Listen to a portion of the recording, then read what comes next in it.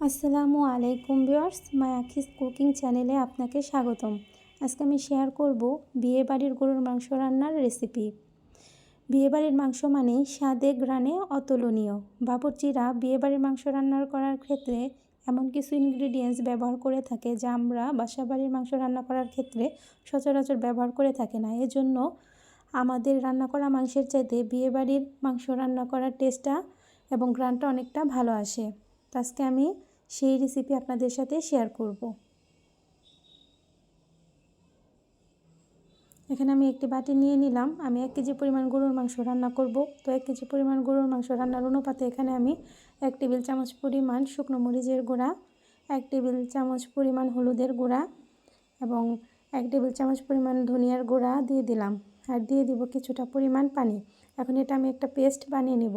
এতে করে তরকারিটা থেকে বাটা মশলার টেস্ট পাওয়া যাবে এবং গরম তেলে মশলাটা দিলে যে পুড়ে যাওয়ার সম্ভাবনা থাকে সেটা আর থাকবে না।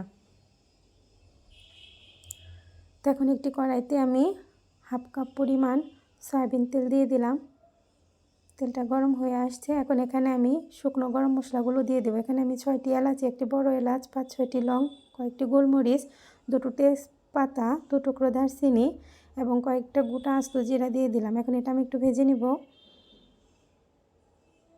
তো এই পর্যায়ে আমি দিয়ে দিলাম 1/2 কাপ পরিমাণ পেঁয়াজ কুচি। পেঁয়াজটা আমি জাস্ট নরম করে একটু ভেজে নেব। এ পর্যায়ে দিয়ে দিলাম 1 টেবিল চামচ পরিমাণ আদা বাটা এবং 1 টেবিল চামচ পরিমাণ রসুন বাটা। আর দিয়ে দিব 1/2 কাপ পরিমাণ পেঁয়াজ বাটা। তো এটা আমি খুব ভালোভাবে একটু কষিয়ে নেব। এ পর্যায়ে দিয়ে দিব 1 টেবিল চামচ পরিমাণ জিরা বাটা। আর দিয়ে দিব আমি যে পেস্টটা বানিয়ে রাখছিলাম ওই পেস্টটা। আর দিয়ে দিব স্বাদ মতো লবণ। তো এই সব মশলাগুলো এখন আমি খুব ভালোভাবে কিছু সময় নিয়ে কষিয়ে নেব, যে পর্যন্ত মশলাটা থেকে তেল না ছেড়ে দিবে।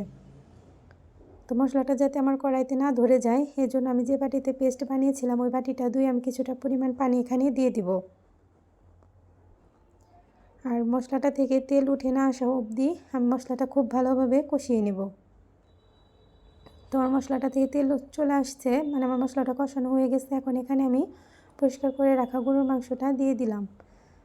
তো এখানে আমি গরুর মাংস দিয়ে করতেছি, আপনারা ইচ্ছা করলে এখানে খাসির মাংস দিয়েও করতে পারেন। তো মাংসটা এখন খুব ভালোভাবে মশলাটার সাথে মিশিয়ে নিব। তো মিশিয়ে এটা আমি 10 মিনিটের মতো ঢাকা দিয়ে হাই হিটে রান্না করে নিব। তো 10 মিনিট পর আমি মাংস ঢাকনাটা তুলে একটু নেড়ে দিব আর দিয়ে দিব 4টে কাঁচামরিচ। কাঁচামরিচটা আমি সুন্দর একটা ফ্লেভারের জন্য দিয়ে দিলাম। এখন আবার ঢাকা দিয়ে আমি 5 মিনিটের মতো রান্না করে নেব। এ পর্যায়ে চুলার হিটটা মিডিয়াম রেখেছি। তো 5 মিনিট পর আমি ঢাকাটা খুলে আবার মাংসটা একটু ভালোভাবে নেড়ে দেব, মাংসটা যাতে নিচে না লাগে। তো অবস্থাতে আমি দিয়ে দেব 2 টেবিল চামচ পরিমাণ কাঠবাদাম বাটা। এখানে আপনারা অবশ্যই কাঠবাদাম বা কাজু বাদাম বাটাটা দিবেন।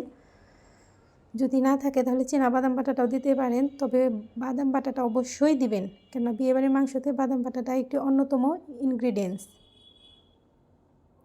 তো বাদাম বাটাটা দেওয়ার পরে মাংসটা অনবরত একটু নেড়ে নেড়ে দেবেন, তা না হলে মাংসটা নিচে ধরার সম্ভাবনা থাকে। এখন এটা আমি ঢাকা দিয়ে আরও 5 মিনিটের মতো রান্না করে নেব। তো 5 মিনিট পর আমার মাংসটা কষানো হয়ে গেছে। তো বিয়েবাড়ির মাংসতে সাধারণত পানি ব্যবহার করা হয় না, কেননা সেখানে অনেকগুলো মাংস ব্যবহার করা হয়। সেজন্য মাংসটা থেকে যে পানি চলে আসে তাতে মাংসটা খুব ভালোভাবে রান্না হয়ে যায়। কিন্তু বাসাবাড়িতে আমরা কম মাংস রান্না করি, তো মাংসটা থেকে যে পানিটা আসে তাতে মাংসটা পর্যাপ্তভাবে সিদ্ধ হয় না। এজন্য এখানে আমি এক্সট্রা পানি ইউজ করলাম। তো আমি 2 কাপ পরিমাণ ফুটন্ত গরম পানি দিয়ে দিচ্ছি। অবশ্যই গরম পানি দিবেন, তা না হলে মাংসটার টেস্টটা কমে যাবে। এখন এটা আমি ঢাকা দিয়ে 10 মিনিটের মতো রান্না করে নেব।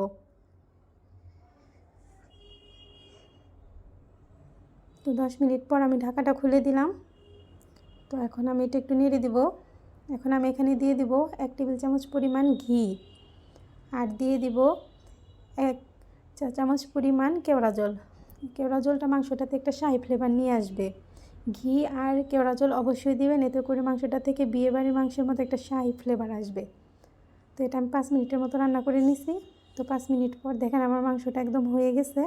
তো এরপর যে চুলাটা অফ করে আমি 1 টেবিল চামচ পরিমাণ গরুর দুধ দিয়ে দিলাম। আর গরুর দুধটা অবশ্যই চুলাটা অফ করে দিবেন। আর না নেড়ে ঢাকা দিয়ে 5 মিনিটের মতো দমে রেখে দিব। তো 5 মিনিট পর দেখেন আমার মাংসটা হয়ে গেছে, কালারটা কত সুন্দর আসছে। তো গরুর দুধ দেওয়ার মেন উদ্দেশ্যই হচ্ছে যাতে মাংসটার কালারটা অনেক সুন্দর আসে। ব্যাস, আমার বিয়েবাড়ির গরুর মাংস রান্নার রেসিপি আপনাদের সাথে শেয়ার করলাম। আমার মাংসটা রান্না হয়ে গেছে। আশা করি আমার আজকের ভিডিওটা আপনাদের কাছে ভালো লেগেছে। ভালো লেগে থাকলে প্লিজ একটি লাইক দিয়ে আমার চ্যানেলটি সাবস্ক্রাইব করে পাশে থাকবেন। আজ এ পর্যন্ত, সবাই সুস্থ থাকবেন, ভালো থাকবেন। আল্লাহ হাফেজ। আসসালামু আলাইকুম।